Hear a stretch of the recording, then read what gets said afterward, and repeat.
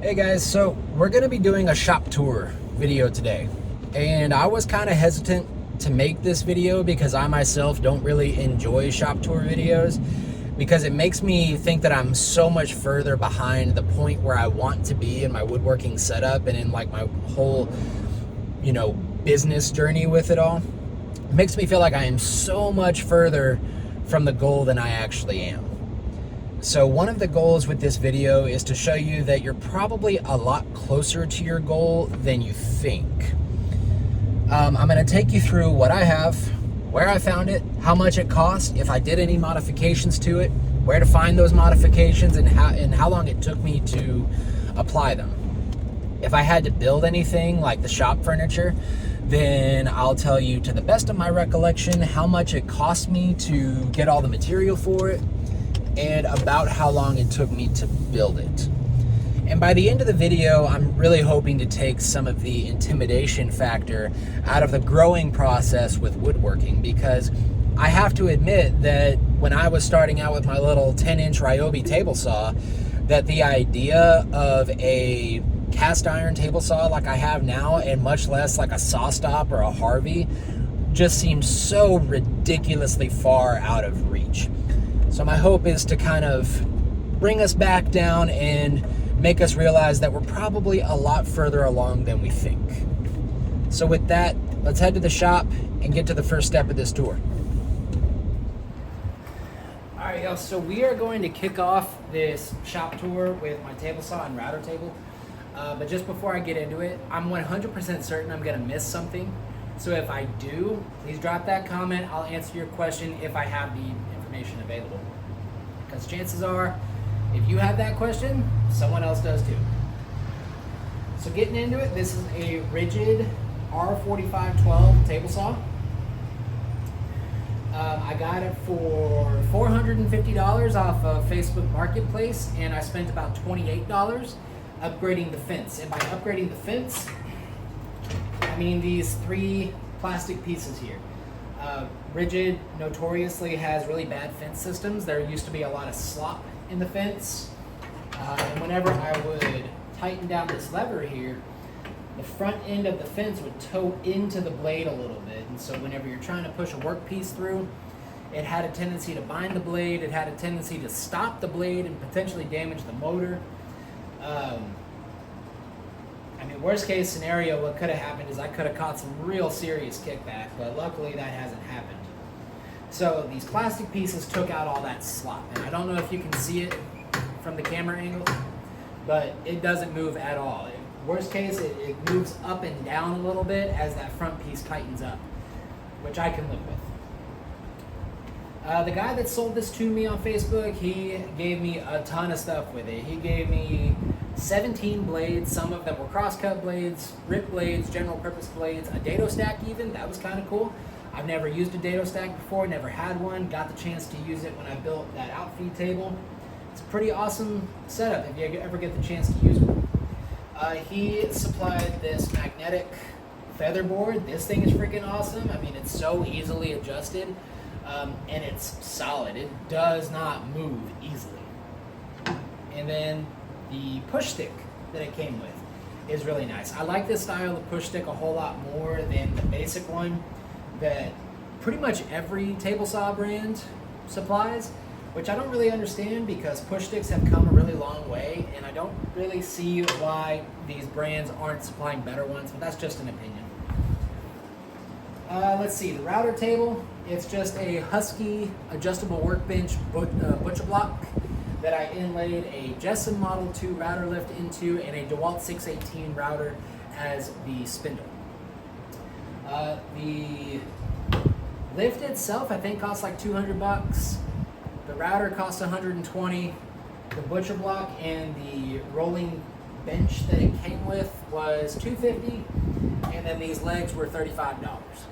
Now I spent all of that overtime. I spent probably a solid month and a half with just the table saw and nothing else onto it. No router table or anything. It used to be its own dedicated unit over here on this side of the shop, but I tried to be smart and ended up doing something dumb. I made it too tall because I'm 6'1" and I thought that I needed taller stands. but I couldn't safely move a piece through the router because I couldn't put the right kind of pressure down. So I put it in here and it's just worked out so much better. So $450 for the saw, $28 for the little plastic modification, $200, $120, $250, $35.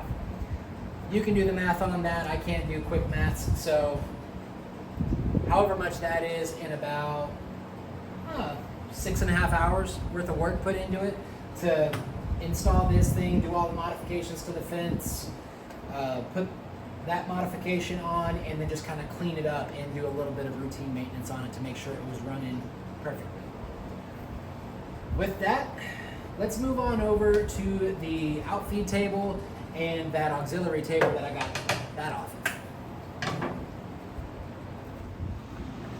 All right, so I am not creative enough to legitimately come up with my own designs on anything, much less a workbench. So I built this bench based on a couple of plans from a YouTube channel called John Builds It. I'll link his stuff down in the description. Really awesome stuff. I built this entire thing out of 2x4s and 4x4s. Cost me about $200 in material and about 6 hours of my time. Super easy to do. It's laminated together with half flat joints, glue, and screws. It's not going anywhere. This workbench will outlive me. Hopefully. Hopefully I'm that good. I'm probably not, but it'll be around for a really long time. I just have 2 pieces of plywood laminated on top of each other just so I could replace it if I ever needed to. I didn't really feel the need to go like with melamine or anything like that. Figured this would work out just fine. I keep my crosscut sled under here and my air compressor and my little crosscut jig that came with the saw. I use this a lot now. I don't think it's made its way into a video yet, but I'm sure it will soon. Yeah, overall, I mean, that's really it. There's really not a whole lot more to say on this. It's a really nice bench, really easy plans, easy to understand. There's a whole other section of it where you can actually build in like drawers and shelves, but I just chose not to do that. It costs you probably an extra $100 in material to build all that, but overall this thing is awesome. It is the exact height of my table saw. I know that everybody says to build it like slightly shorter, but that just doesn't make any sense to me. I wouldn't want to do that. It is the exact same height, 37 inches. It's really, really cool. I like it a lot. And then that brings us to this little Husky workbench. So clearly it's being used right now. These are just 2 projects that I'm working on. No, they're not going to be videos because they're nothing special. There's really no story with them, but that's really not important. What is important is why they're on this bench, right? So they were on my outfeed table over here being worked on, but I needed them to move out of the way. So what I did is I bought this workbench and I adjusted it to the exact same height as my outfeed table so that if I needed that extra outfeed, I had it. But if I don't need that extra outfeed, such as right now, I could put some work pieces on it and just move it out of the way. And it's so easy to move around, unless you put something in the way.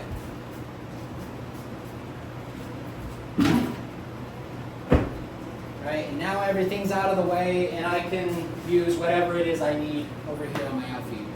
Super simple.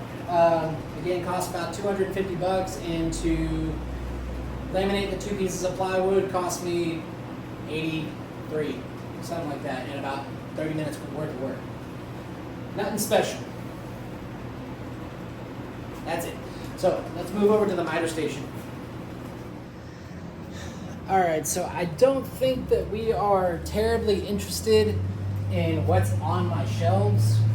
So we're just gonna run through it super fast. I've got my glue and my biscuits up there, my screws and plus miscellaneous ones, all the stuff I use for my epoxy, so large and small measuring cups, stir sticks, squeegees, my finishes and sealing material, so like my shellac, my Osmo, my paint that I use whenever I inlay the angle iron for stabilizing some slabs or tables, some setup blocks, router bushings, paper towels, trash bags, and paint that my wife hasn't decided what to do with yet.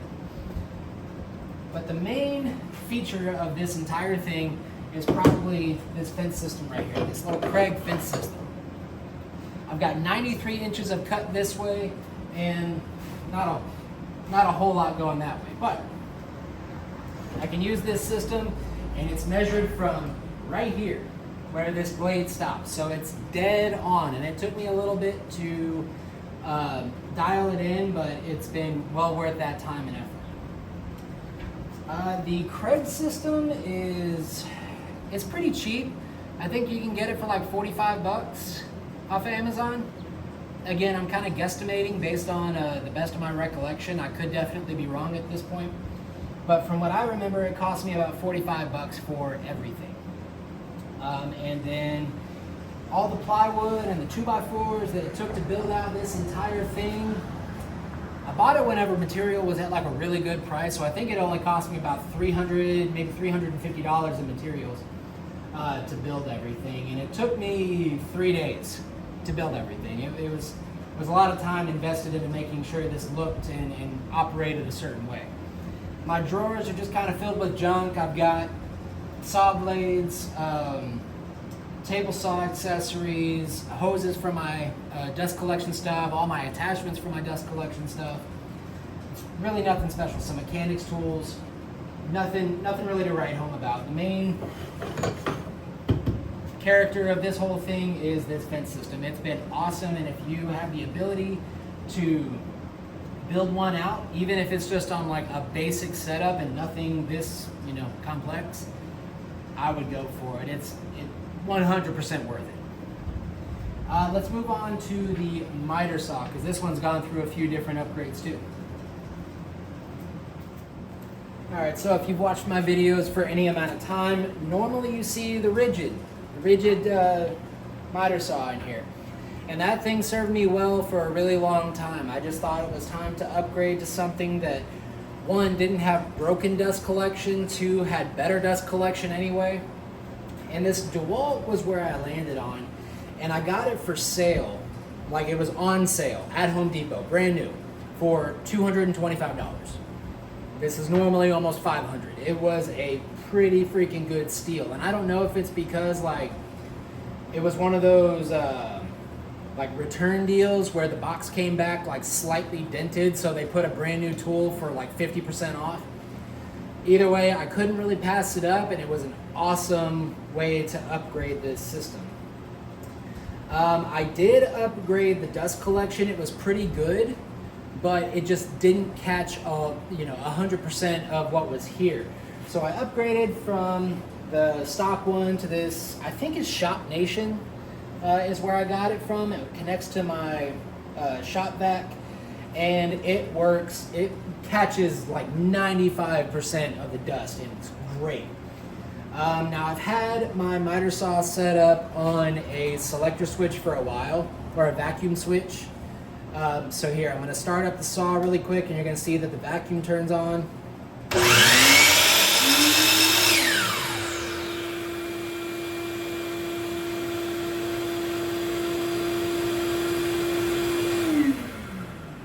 The vacuum turns on automatically, and it stays on for about 3 to 5 seconds afterwards to catch any stray dust. Love the system. The vacuum switch was only $35. Took about 10 minutes to set up, and that's only because I had to route some of my extension cords out of the way.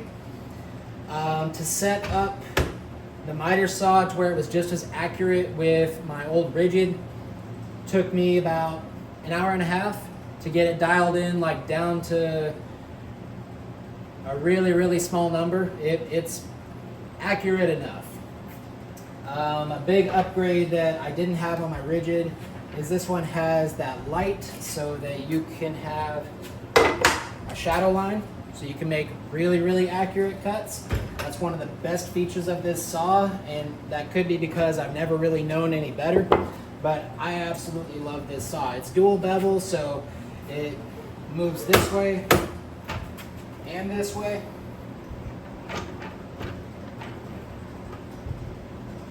Right? It does have a trenching feature, so I can actually lock the depth that it goes down to if I wanted to make half lap joints or whatever reason I would need that for. So that's awesome. The Rigid didn't have that.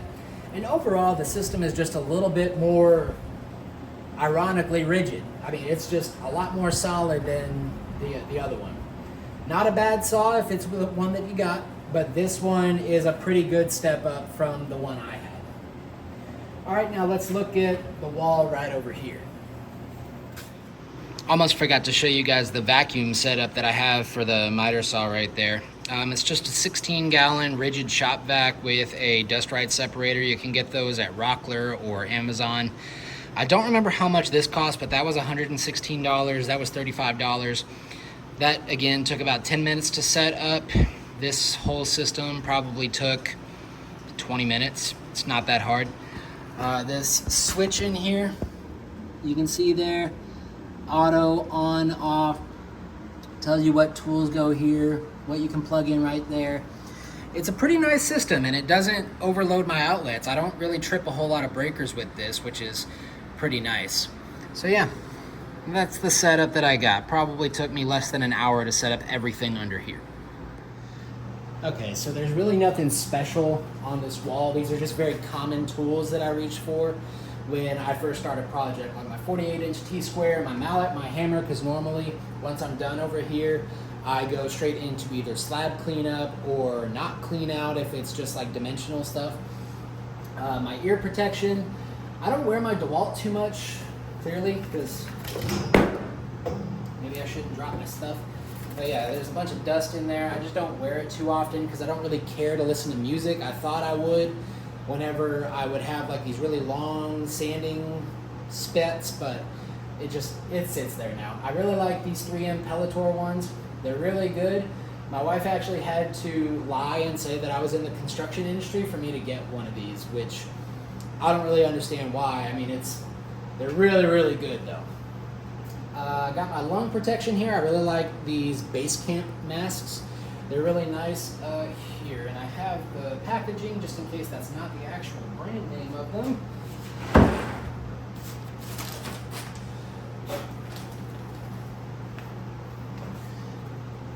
Yeah, this is the brand. All right. They're really good, and I can get a seal on it even with my beard. And by the way, if you have one of those like 3M like painter's mask or like chemical masks, it's a myth that you can't get a good seal with your beard. And if you don't believe me, go watch any video by the Marine Corps or the Army where they're going through their CS gas chamber test, where you actually have to show that you know how to use your gas mask.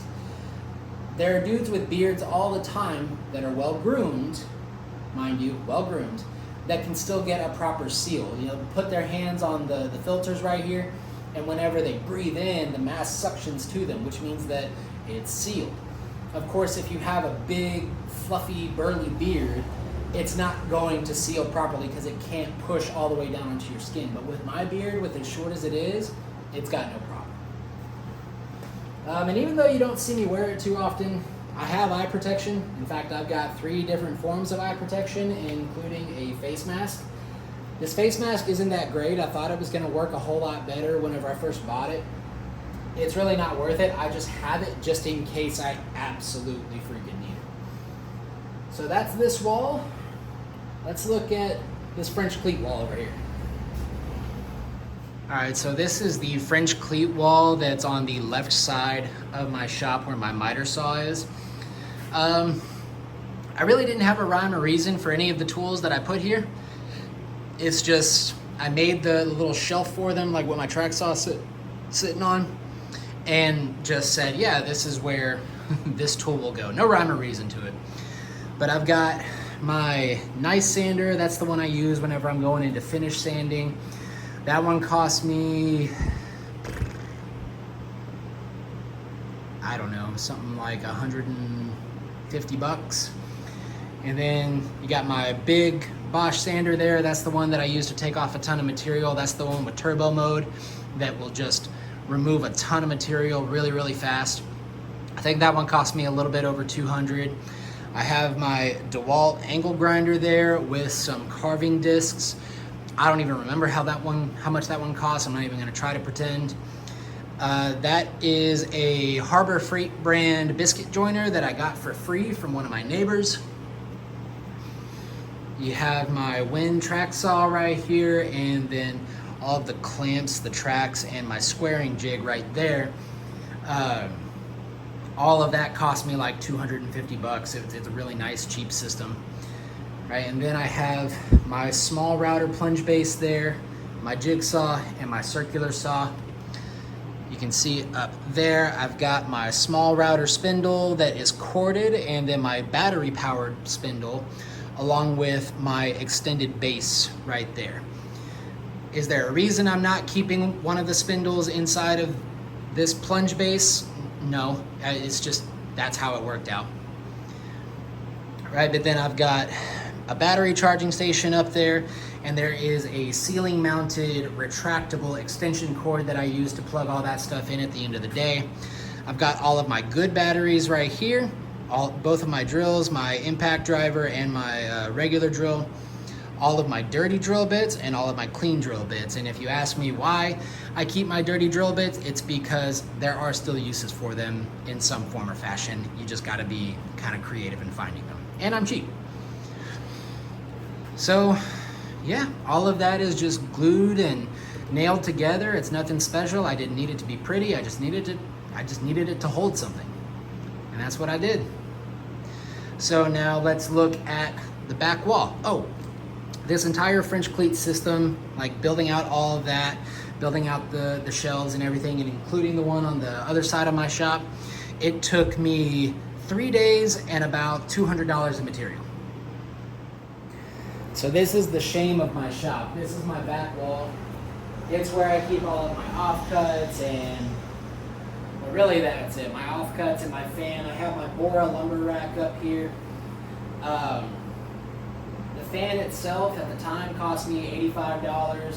The racks cost $35. It's really not a whole lot. They mount relatively easily, but you do got to be pretty selective about where you mount it into the drywall if you can't find a stud like me.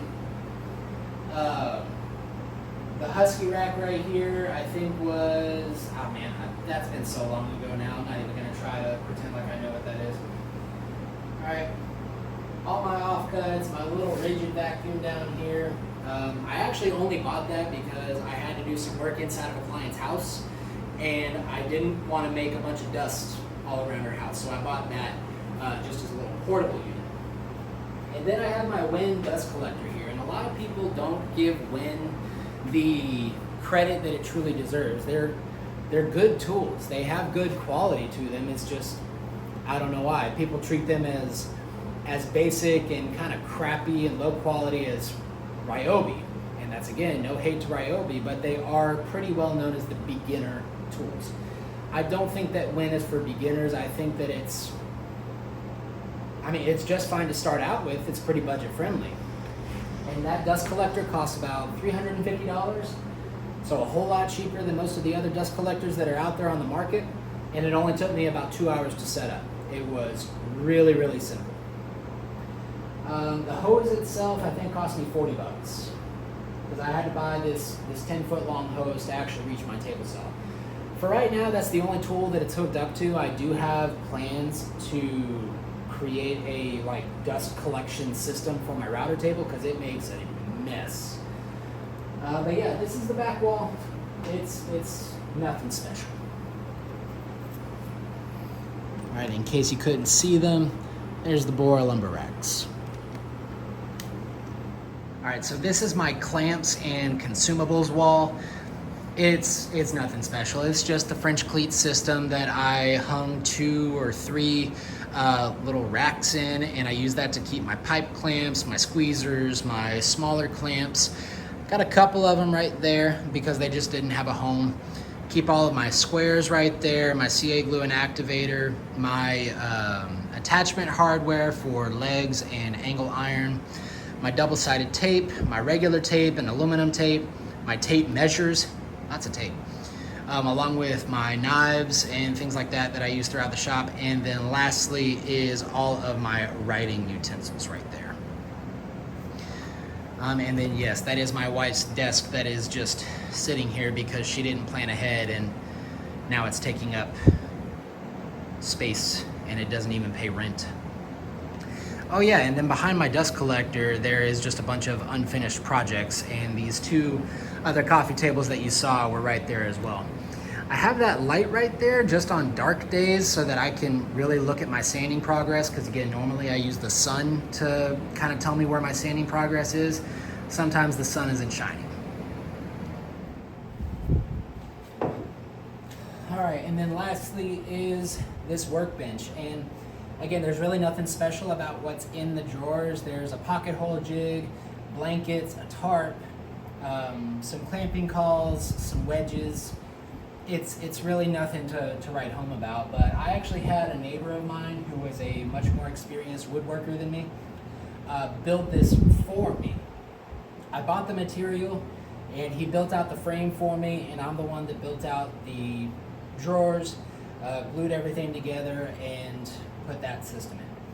And by the way, these aren't held on by drawer slides. It's literally just plywood that's stacked on top of each other as the rails, and it works out remarkably well, and it's super easy to do. Overall, the bench costs, I think we're like $125, including the 2 sheets of plywood. Again, this was whenever the material was at like a pretty good price.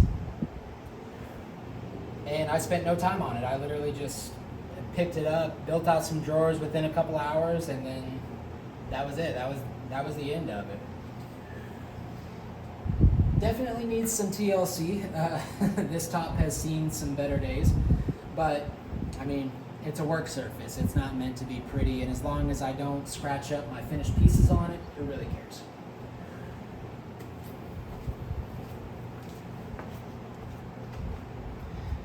Now I also have this French cleat wall up here. It's just a bunch of extra space, and I mean, that cord kind of accidentally fell down whenever I was filming this, but whatever.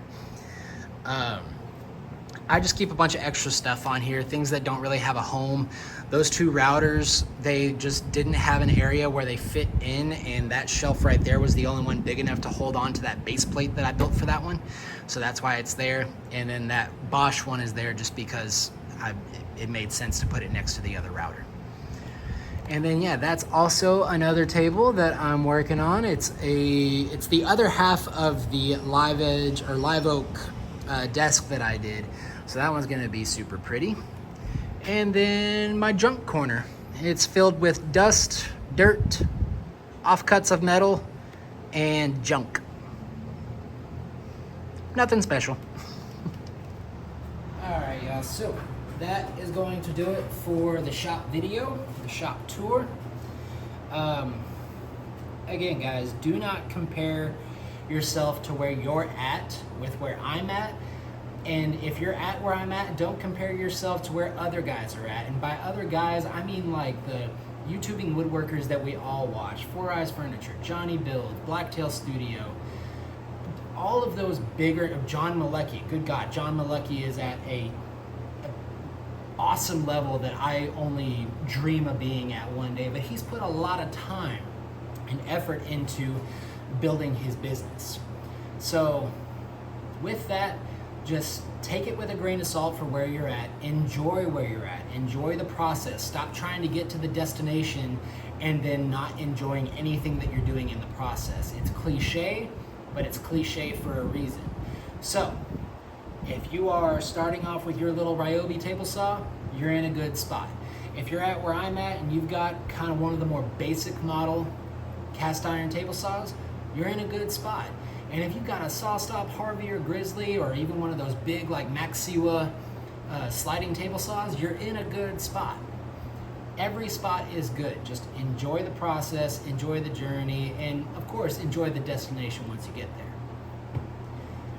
So guys, with that, that's gonna do it for the video. I hope you enjoyed, hope you learned something, and I hope to see you next time.